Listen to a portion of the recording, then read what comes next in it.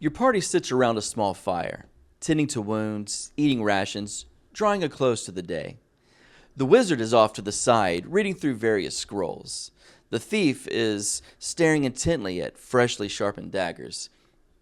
And for some reason, the barbarian is trying to prove that no tree, not even the ancient oak you currently rest beneath, can withstand the impact of his mighty forehead.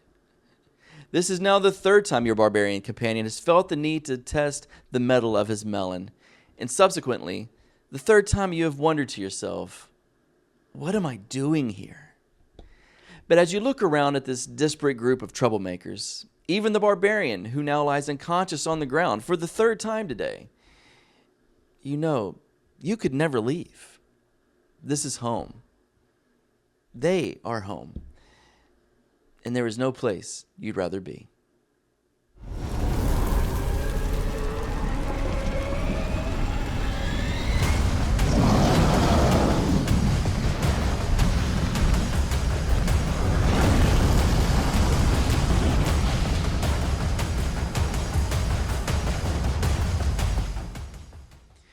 Hello everyone, my name is Corey, and I'd like to welcome you to T3RPG, Therapeutic TableTop Role-Playing Games. If you're new to the channel, which is probably the case since it's only my second video, we explore a variety of topics related to tabletop role-playing from a mental health perspective. Today, we are going to discuss community. No, not that community. I'm talking about a group of people sitting around a table engaged in an activity that draws them close together. Never mind. Obviously, community doesn't just happen around a table.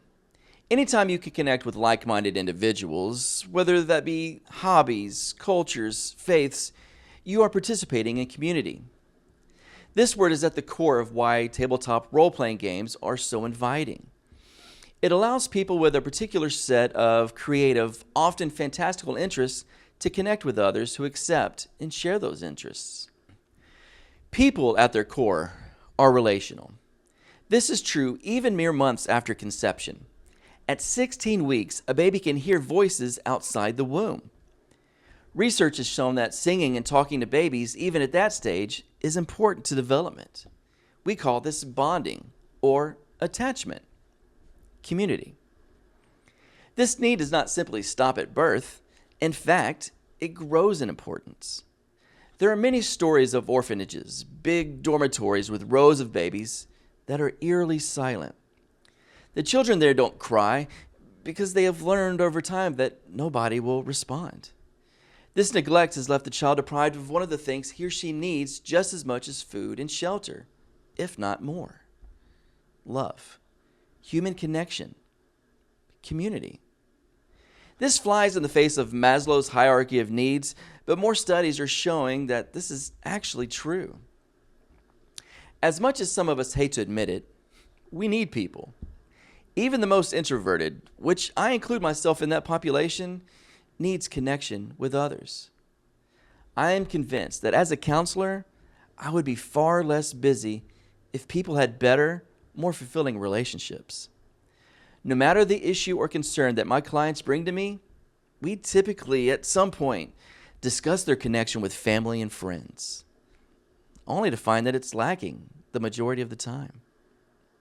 So important is this concept of community that the World Happiness Report includes it as one of its 6 metrics to determine the overall happiness of each country based on interviewing its citizens. They don't call it community. They call it social support. Now, when we say social support, we're not talking about government programs. This is referring to the belief that if something happened to you, friends, family, or neighbors would come to the rescue. If you look at the World Happiness Report, you will see pretty regularly that the happiest countries in the world are largely Northern European, countries that are traditionally known for their strong sense of community. So then, what does community mean? I define community as a group of individuals gathered around a set of shared beliefs, informed by the past, experienced in the present, and preserved for the future. This is similar to what you'd find in the dictionary, except it adds a generational element. I think this is important because it reinforces the idea that life is not all about me. I am a product of the past, and what I do now will continue on in the same way into the future. This is community. Before continuing on, I think it would be helpful for teachers, parents, mental health professionals to know a little history about the TTRPG community. In short, it hasn't been the easiest. Historically, those who played TTRPGs tended to be individuals who felt marginalized. They weren't the popular kids around school. They didn't always fit in, or want to fit in for that matter. Maybe they were nerdy. Maybe they were socially awkward. Maybe they were just simply creative. Or maybe, as we saw with a fraction of those cases, the cases that got national attention in the 1980s, they were troubled. These few cases of youth with mental health problems who were also separately engaging in role-playing helped create a moral panic at the time. This has certainly improved over the years. The moral panic was found to be baseless, with zero correlation between fantasy role-play and violence. Especially in recent years, TTRPGs have become somewhat mainstream, with famous actors and athletes proclaiming their love for the activity. High-quality actual play productions have shown how interesting and exciting it can be in real time, with shows like Critical Role or Dimension 20. Is it still social sabotage for a teenager to proclaim his or her love for tabletop role-playing? Probably. But the sting won't last as long as it would have back in the day, as they find more and more people who are also willing to sabotage their social standing for a chance at experiencing more authentic relationships. So why do TTRPGs have so much potential for creating community? And what can other organizations or activities learn from this hobby? Number one is belonging. We all want to feel accepted. As we've already discussed, it's simply foundational to who we are. TTRPGs can provide a place where people can be themselves, especially those who consider themselves amongst the marginalized. Does your community provide that? What about shared meaning? This is a huge part of belonging. According to the Gottman Institute, shared meaning is found in the rituals and traditions that bring us together. It provides cultural identity, emotional connection, and grounds us in who we are both collectively and individually. Have you ever met someone truly narcissistic? It is hard for that person to find shared meaning with others because life revolves around them. The same can happen at a gaming table, where a player sees himself as the main character and everyone else is just supporting cast. Shared meaning teaches us that what is important to you is important to me, and therefore becomes important to us all.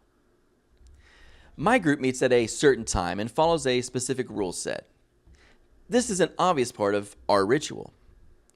But the jokes we tell and the memories from previous campaigns we laugh about, experiencing plot twists together, these are even more important pieces of that shared meaning.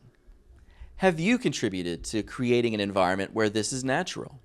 If you or your child or client or student does not have access to this sort of gathering, I would encourage you to make it a higher priority.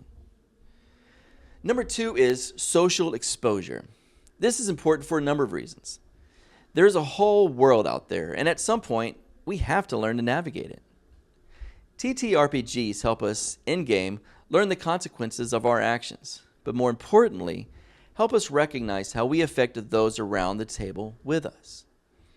If I'm derailing the game with shenanigans, people aren't going to be very happy with me in real life. In this way, both in-game and in reality, TTRPGs allow us an opportunity to provide mutual, supported growth through accountability. Whether I make an unnecessary remark that is hurtful or cause a TPK, I need to learn that what I say and do has an impact on those around me. Of greater significance, however, is the power of social exposure over isolation, especially when we combine it with our understanding of belonging. Amy Banks, in her book Wired to Connect, states that isolation is a stressful state for both your body and brain, especially when you sense that you're being rejected or judged. Your body reads it as a dangerous situation.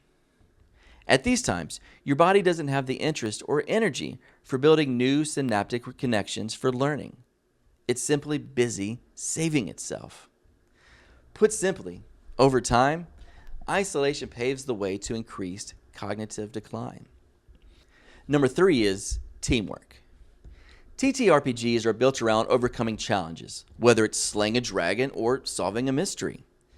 This is most effective if everyone is working towards a common objective.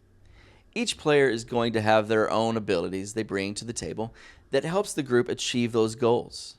This is no different in real life.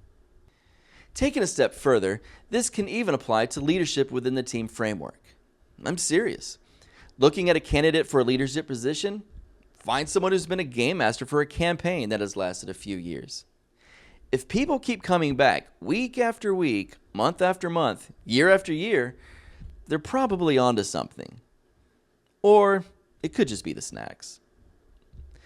There are definitely more ways that TTRPGs build community, but I will only touch on one more. The last one is diversity. Hobbies are great ways to meet people who are different from us. I have spent time with individuals vastly different from me simply because we shared one thing in common. Honestly, I doubt that some people in my gaming group would have chosen to hang out with me if it weren't for our game nights together. There is nothing wrong with being with people who look or think like us, but we miss out on so much if we pigeonhole ourselves in what is comfortable or predictable. My life has never been enhanced by hanging out with someone just like me. That only reminds me how annoying I am. Unfortunately, TTRPGs can be a toxic environment that marginalizes others. And I understand why. If a person or group that has been historically marginalized has finally found a safe place to be themselves, the tendency is to be fiercely protective of that space. It is part of their identity, their sense of belonging. But it is an identity that has become unbalanced. Instead of simply loving one's tribe, we become tribalistic, shunning outsiders. We fail to see that those outsiders are also looking for the same sense of belonging that we are. I mean, come on. If an elf and a dwarf can become the best of friends, maybe you can look past your own biases and allow yourself to experience everything the outsider in your life has to offer.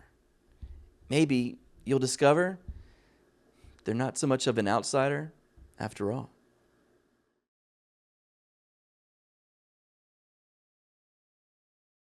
Thanks so much for tuning in. I hope it was fun and informative. If so, take a second to like and subscribe. For those who would like to support the channel and help it grow, you can also find my Ko-fi link in the description. And please, drop some comments about what you liked or what you would like to see in future episodes. Remember, whether we're sitting around a table or stepping out our front door, there's a whole world to explore. It's so much better when we take that journey together. See you soon.